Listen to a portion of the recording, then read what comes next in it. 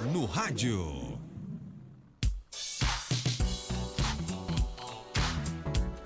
Check-up no rádio com a nutricionista Isabelle Cláudia, que quase que tomava um banho de chuva, né? Se tivesse vindo...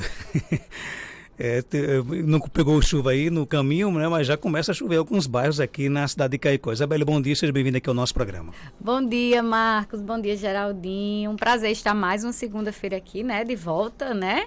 Então, e eu vim tomando banho de chuva, quase, né, Marcos? Quase. Pois é, abraçar aqui o Arthur, né? Que atualizou na... Pois é, viu, Geraldinho? Vocês que fizeram todo o bullying com eles o ano passado, né? Da Copa da Libertadores, entregaram o troféu, coitado, como se fosse campeão. Ele atualizou, viu? Agora é 2022. Ele trocou o 19 pelo 22. Né? Ele trocou. Olha, e você diz o Arthur o seguinte, eu vou sortear sexta-feira aqui. Foi o 21, foi ano passado. Sim, eu vou sortear sexta-feira aqui no programa uma linda mesa, né? Carretel, invernizada e personalizada com pés de alumínio. Essa mesa quem fez foi o nosso amigo Marcos Dedé, o artesão, né? Vou até mostrar aqui. Linda, hein? Olha, quem quiser concorrer a essa mesa, né, maravilhosa, vou até mostrar aqui, olha. Você vai seguir aí, você vai acessar o meu Instagram ou da 95 FM, viu? 95 FM ou então Marcos Dantas Martins. Basta apenas deixar um comentário, tanto na postagem da 95 FM como do meu Instagram, e você vai concorrer na próxima sexta-feira a essa linda mesa, né?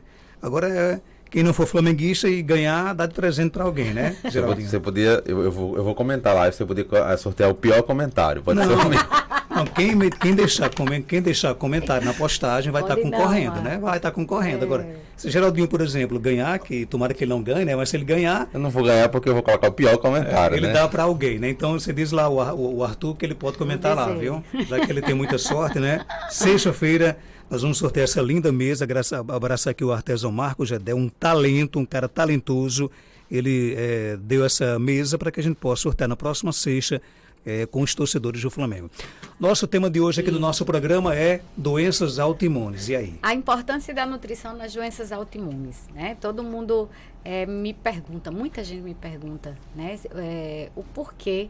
Eu sempre gosto de falar sobre doenças autoimunes porque a gente sempre foca num cuidado profissional único, quando na verdade a gente deveria trabalhar essas doenças autoimunes de forma multiprofissional, né? E as pessoas até têm dificuldades de direcionar esse cuidado a que especialidade médica, né? E aí eu vou trazer para vocês hoje, explicar um pouquinho para vocês de forma bem resumida o que seriam essas doenças autoimunes e a importância da nutrição nelas. Hoje a gente já tem aí conhecidas mais de 80 doenças autoimunes e elas abrem quadros completamente diferentes dependendo do tecido, do órgão do corpo que foi atingido, né? Que está sendo não reconhecido. E, Isabelle, o que danado é isso? O que é essa doença autoimune? Gente, primeiramente, para uma doença autoimune acontecer, ela precisa de uma falha no sistema imune. Então, o nosso sistema imune, ele vai entrar em pane aí e começa a atacar um tecido do nosso corpo ou um órgão do nosso corpo. Por exemplo, a gente tem a doença autoimune da tireoide, onde o corpo começa a produzir anticorpos contra ela, contra a tireoide. E aí a gente gera um hipotireoidismo, né? O órgão começa a falhar, a diminuir o seu funcionamento. A gente encontra também hepatites autoimunes, né, que é a autoimunidade no fígado. A gente tem hepatites em vários órgãos na pele. A gente apresenta psoríase, né, que é uma doença autoimune também que acomete a pele. Então, vários tipos. No intestino, a gente tem doença de Crohn. Então, vários órgãos. Tem gastrite autoimune. Então, vários órgãos vários tecidos podem apresentar, né, essa imunidade contra eles, né? Então, é uma falha do nosso sistema imunológico. Mas por que isso acontece, né? São muitas perguntas que ainda são feitas, mas para a gente falar de doença autoimune, a gente precisa falar de gatilho. Aconteceu um gatilho que fez com que essa doença autoimune aparecesse, com que esse sistema imunológico tivesse essa falha, tá? Então, podem ser diversos gatilhos, gente. A gente pode falar de gatilhos alimentares. Pode estar na alimentação, por exemplo, alimentos que você repetidamente oferece ao seu corpo que ele não aceita, que tem uma alergia, uma intolerância ou uma sensibilidade. Pode ser gatilhos do ambiente, né? Agrotóxicos demais também, né? Substâncias, aditivos alimentares. Pode estar também presente no estilo de vida que você leva. Então, tudo isso, né? Medicamentos em excesso, pode acarretar uma doença autoimune. E lembrar, gente, também que a genética é importante, mas ela não é uma sentença, tá?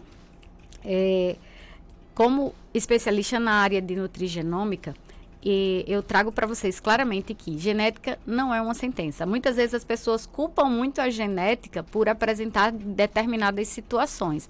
Ela é muito importante, mas o ambiente em que a gente vive, o estilo de vida que a gente leva, ele é mais importante ainda para fazer com que essa doença apareça. Então, você precisa ter a genética e precisa ter o gatilho para que isso aconteça, né? Se você tem um sono reparador, se você tem uma alimentação adequada, se você tem um estilo de vida que não permita o aparecimento de doenças. Então, inclusive, só para trazer um dado, fizeram um estudo agora com gêmeas, né, univitelinas, e compararam, né, por elas terem a mesma genética, a questão de doenças. Então, elas tinham viviam em ambientes diferentes, e aqui tinha um estilo de vida pior, ela desenvolveu todas as doenças que a genética dela propiciava, enquanto a outra também tinha a mesma genética, mas não desenvolveu. Então, assim, é muito o ambiente que a gente vive para desenvolver certas doenças, é muito o estilo de vida que a gente leva. Tá, Marcos? Então, vamos lá. Isabelle, qual a importância da nutrição para que a gente possa evitar o aparecimento ou que a gente possa também fazer o controle dessa doença, né? Para quem ainda não está entendendo que é a doença autoimune, a gente tem várias, né? Como eu falei, mais de 80. A gente tem o lúpus, né? Que o lúpus abre quadros aí sistêmicos e diversos sintomas. A gente tem tireoidite de Hashimoto, a gente tem psoríase, tem doença de Crohn, a gente tem inúmeras doenças autoimunes que pode estar falando aqui, espondilite anquilosante, artrite reumatoide. Então, dependendo do órgão que isso vai afetar. E a nutrição, ela vem exatamente para ajudar o controle inflamatório desse paciente. Pacientes com doença autoimune, eles têm uma inflamação exacerbada. Por quê? Porque o nosso sistema imunológico, ele tanto faz a defesa como o reparo, mas para ele fazer essa defesa, ele precisa liberar substâncias inflamatórias para sinalizar isso aí. Então, o paciente com doença autoimune, ele é um paciente inflamado. E através da alimentação, a gente vai tentar fazer essa regulação de inflamação, através de alimentos que contenham compostos anti-inflamatórios, né? E de estratégias que tragam a melhora desse quadro inflamatório. E também através da nutrição, a gente vai tentar trazer nutrientes específicos, compostos, que eu posso dizer para vocês? Compostos importantes que possam estar fazendo a regulação da imunidade do paciente. Quando eu falo isso, cada doença que abre quadros diferentes, a gente traz estratégias diferentes. Não é porque eu digo assim, eu tenho um autoimune que eu vou passar para você que tem autoimune em um determinado tecido, órgão, e Geraldinho que vai ter em outro. Não. A gente precisa ter estratégias diferentes para a necessidade de cada paciente. Tá, gente? Inclusive, eu trouxe na rede social a questão do glúten, né? Se era necessário a gente tirar ou não o glúten de todos os pacientes autoimunes. E aí a resposta é não. Alguns sim necessitam, mas a gente precisa observar o quadro do paciente para entender se esse paciente ele precisa realmente da retirada do glúten para a melhora do quadro. E lembrando que doença autoimune, ela não tem cura, ela tem remissão, que é fazer com que essa doença adormeça, né? E fique muito tempo adormecida. E para isso a gente precisa trazer uma mudança na alimentação. Eu trouxe hoje algumas questões que são importantes, Marcos, para a gente trabalhar a doença autoimune. E eu não posso falar de doença autoimune sem falar de ômega 3, tá? Porque enquanto muitas pessoas desacreditam na suplementação, que eu não chamo de suplementação, eu chamo de complementação do ômega 3, mas o ômega 3, ele age como um potente anti-inflamatório, tá? No nosso corpo, ele entra em vias anti-inflamatórias, né? Ele é importantíssimo para isso. Eu sempre costumo dizer que o ômega 3 ela é uma gordura fluida, né? É uma gordura que ela permite com mais facilidade que trocas, né, metabólicas do nosso corpo sejam feitas de forma eficaz, enquanto as outras gorduras não. Então, para que vocês entendam, a gente precisa ter na nossa alimentação um equilíbrio dos tipos de gordura. Nossa dieta aqui, ocidental, nossa dieta que a gente não tem tanto a presença do ômega 3, da gordura saudável, né? A gente não tem. A gente tem muita gordura, muita gordura saturada, muita gordura trans, que são gorduras inflamatórias, né? Então, a gente quebra na balança esse equilíbrio. Então, a gente precisa equilibrar isso com ômega 3. Por isso que eu digo, isso é um complemento, para que a gente possa equilibrar aí e prevenir, combater a inflamação. Então, eu gosto muito de comparar, por exemplo, a rigidez da gordura com a gordura do peixe, né? Por exemplo, de peixes de água profunda. O peixe, se ele tivesse uma gordura que não fosse fluida, né, ele não conseguia nadar daquela forma, daquela fluidez. Então, da mesma forma são nossas células. Quando a gente traz uma gordura de boa qualidade, essa interação da célula com outras substâncias, ela se torna mais eficaz, mais fácil, porque a gordura é fluida, tá? E ela também vai compor lá as nossas células. Então, o ômega 3 é extremamente importante, tanto para a questão de controle de inflamação, quanto para a questão do sistema imunológico, tá? Isabelle, para quem tem psoríase nas unhas, o que é que não pode comer? Olha, a psoríase, ela é muito... A gente traz muitos nutrientes para a psoríase. Acho que o topo dos nutrientes estão lá, o ômega 3, tá? A gente traz para a psoríase até uma quantidade um pouco maior. A gente trabalha lá de 2 a 4 gramas de ômega 3 dia, tá? Para combater a inflamação e redução de sintoma. A psoríase também, ela precisa de um outro acompanhamento, fora o acompanhamento médico, dermatológico e nutricional. A psoríase, ela precisa também de um acompanhamento psicológico, porque ela ativa muito por sintomas emocionais. E além do ômega 3, a gente pode trabalhar também resveratrol, o zinco, porque ele vai trazer aí substâncias importantíssimas para que a gente trabalhe novas células importantes para o combate dessa autoimunidade. A gente trabalha também selênio, então assim, que estão na nossa alimentação, em sementes, em castanhas, né, na carne, né, na parte de... esses alimentos mais proteicos de origem animal também, tá? Carne, leite, ovos, tá? Então, a gente trabalha muito esses nutrientes e principalmente antioxidantes e anti-inflamatórios. A gente trabalha muito. O que evitar, Isabelle? Sal, tá? O sal, e principalmente esse sal que está presente nos alimentos industrializados, ele é muito prejudicial para pessoas que têm doenças autoimunes. Açúcar, tá? E dependendo do paciente, a gente precisa investigar se seria necessário retirar o glúten que está presente aí no trigo também, tá, Marcos? O ouvinte pergunta se pode substituir ômega 3, aliás, se o ômega 3 substitui a carne. Não. São coisas distintas, tá, gente? Entenda, o ômega 3, ele é uma gordura saudável, tá? É um tipo de gordura que está presente nos peixes de água profunda do mar, e também a gente tem algumas sementes, como a linhaça também tem um tipo de ômega 3. Só que a carne, ela tem uma composição diferente, ela tem outros tipos de gordura, mas ela também tem outros nutrientes extremamente necessários para a nossa saúde, como um dos mais conhecidos, a vitamina B12, que tem na carne, tem o zinco, tá? E tem outros nutrientes muito importantes, tá? Tem pessoas que quando retiram a carne da alimentação, a gente precisa fazer outros ajustes com outros alimentos. Mas assim, de um substituir o outro não, tá? São coisas bem diferentes. A fibromialgia é uma doença autoimune? Pergunta o ouvinte. Pois é algo ainda, né? A fibromialgia, em alguns estudos, você encontra como sim, é uma doença autoimune, mas outros você encontra que não, que ainda não é certo o mecanismo que gera a fibromialgia. Por isso que não se enquadra tanto, que tem ainda esse impasse se a fibromialgia realmente é uma doença autoimune ou não. Mas por enquanto fica no não, né? Que ela ainda não fechou esse quadro de realmente dizer é uma doença autoimune. O nosso amigo João Barros, da Ciclovendas, né? Ele é o maior comedor de tapioca do Seridó, né? Ele, Zilma, coitada, sofre Zilma tem que acordar cedo para poder fazer a tapioca de João. Ele pergunta, Isabelle, a tapioca, comer tapioca com frequência pode provocar diabetes? Olhe, Se prepara, João Barros, para a resposta aí. Não, deixa eu dizer. Eu gosto muito de lembrar uma pergunta que uma paciente minha me fez há muitos anos. Isso há o quê? Uns 13 anos. Ela olhou para mim, Isabelle, tapioca engorda?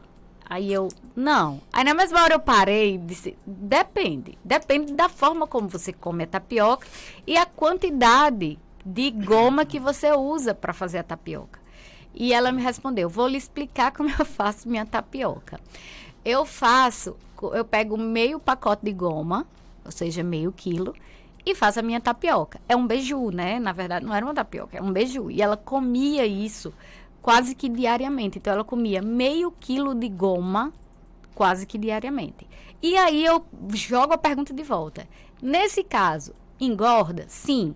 Mas se você usa tapioca, por exemplo, você faz uma tapioca diariamente com 2 colheres de goma, 2 colheres de sopa de goma, né? Vai ser uma tapioca mais fininha, com algum acompanhamento saudável, seja ele ovo, seja ele um franguinho desfiado, seja ele uma fatia de queijo.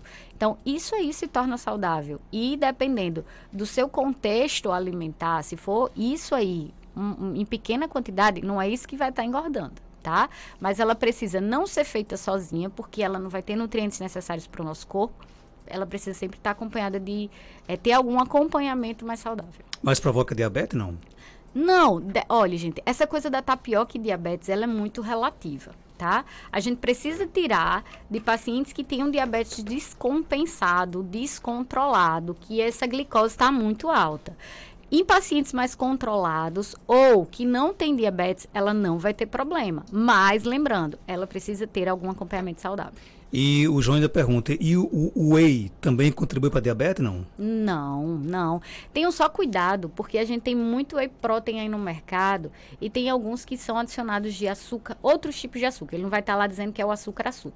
Aí você só ter cuidado, né, na qualidade desse whey. Certo? Ok, João, um abraço aí para você, né? Isabelle, estou com a minha taxa alta e tomei remédio, estou sentindo tontura.